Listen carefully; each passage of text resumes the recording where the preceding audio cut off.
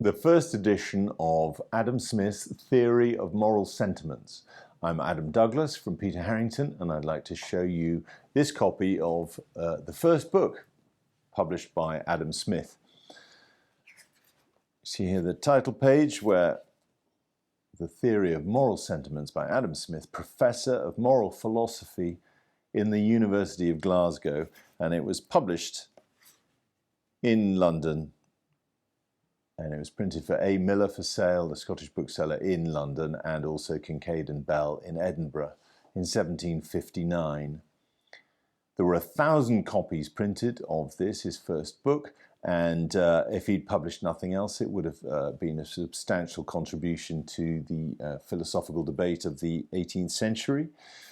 This copy is a pleasant copy. It has been rebacked, that is, the spine has been restored, but each care has been taken to restore and lay down the original leather in the spine compartments. So that's resulted in a very strong, robust copy of the book, retaining the original leather, but the joints, which would have given way under the stress of reading, have been effectively restored there with new leather.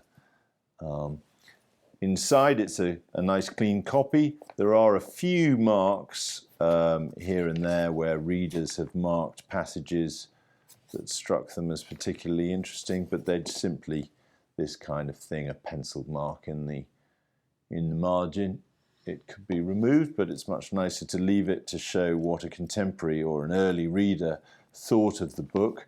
There's no book plate giving any provenance. It's a simple plain end papers there, and you can see here the leather underneath as it comes in, folded over the edge of the board and is under the paste down there, under the paper, is slightly tanned, and that is affected through onto the half title, which is present.